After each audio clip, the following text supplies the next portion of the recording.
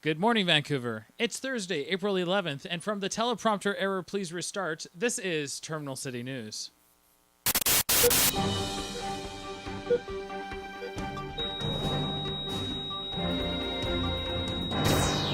A coroner's report on the death of Robert Dzianski, the man who was tasered to death by police officers at YVR Airport back in October of 2007 because he was angry or something, has found the death to be a homicide.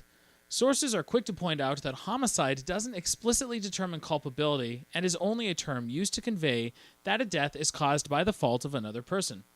So, it took 5.5 years to figure that out. Why did it take so long? What else could it be? Maybe Robbie just died of natural causes shortly after being shocked by a taser.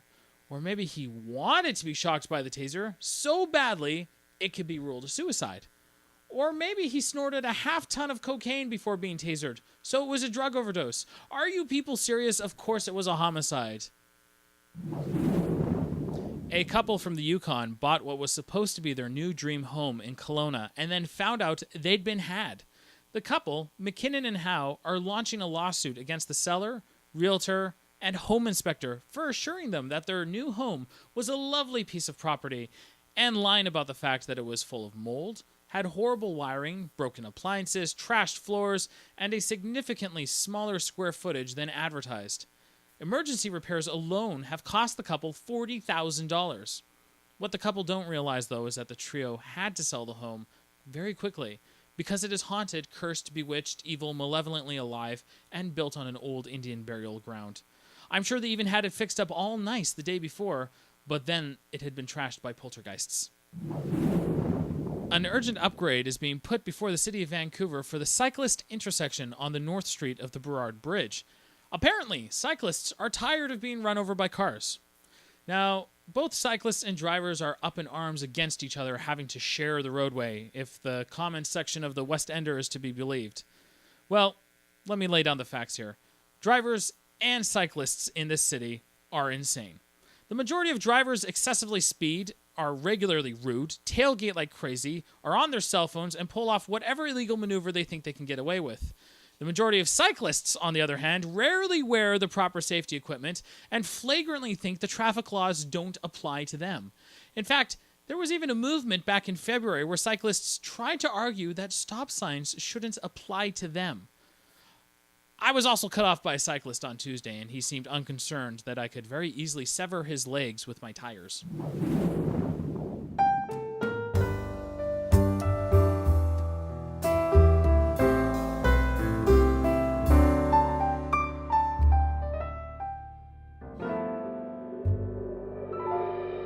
Now we have a special guest, resident film critic Doug Ferguson, who will be with us and sharing his thoughts on the movies at the cinemas this week. Doug?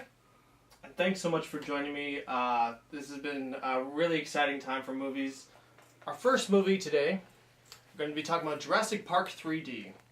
It's an exciting adventure movie full of dinosaurs and colorful characters, and it takes place on an island where a rich scientist has discovered a way to bring dinosaurs back to life. But wouldn't you know it, something goes wrong, and on a rainy night, the dinosaurs they break free and they rampage through the island, and everyone has to find a way to survive. And I'll say right now that it's a very exciting movie. It's a very well-made movie. It looks great, but I've seen this before. I've seen this kind of story. You know, it's the old doctor brings dinosaurs back to life story that you know, at this point in time, I have to say that it's getting a little stale. In fact, it's very uncomfortable how much it reminds me of Steven Spielberg's last Jurassic Park movie, Jurassic Park, back in 1993. It just seems like he's just using the same formula. The characters seem the same. In fact, they even kind of look the same. And it's starting, you know, it just shows how uninventive cinema is these days. If Steven Spielberg's basically repeating himself. I thought, again, the visual effects are great. But I just was kind of hoping for something a little different this time, and he didn't really deliver, I gotta say. So it just goes to show you that, unfortunately, these days there's nothing new and original in cinema anymore, and everything's been done, and no one has any good ideas left. And frankly, this time around, I would have wanted a whole lot more full frontal nudity.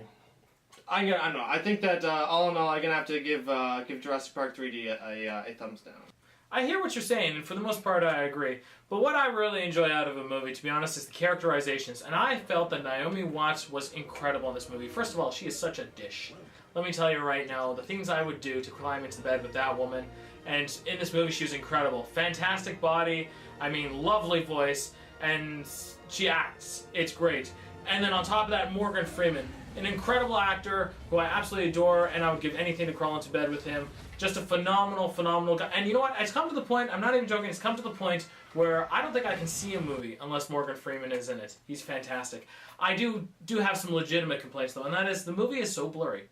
I don't understand why this movie is so blurry. Literally everybody around me is putting on these glasses to watch it so that they can actually make sense of what's going on screen.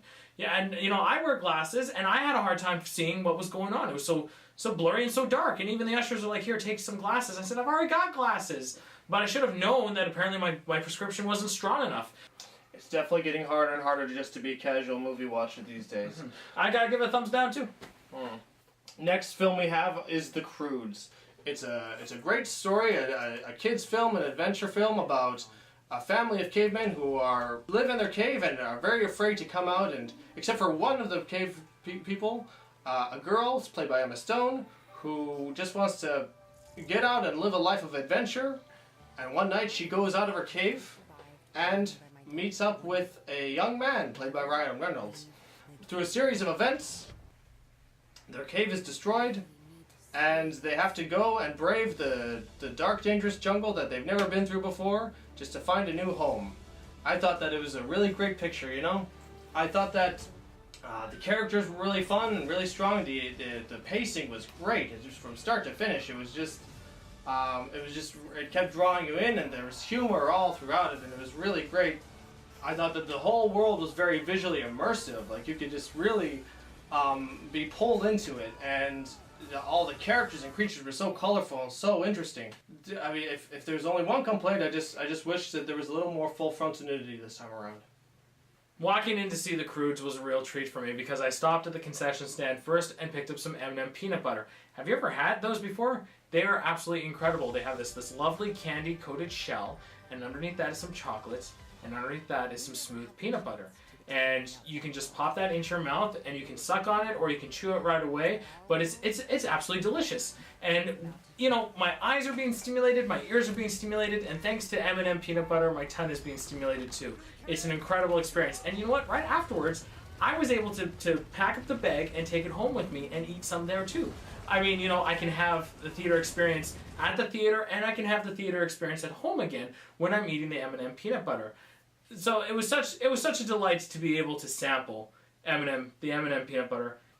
So I guess what I have to say is that The Croods was a surprisingly big success for me. I'm gonna have to give it a thumbs up.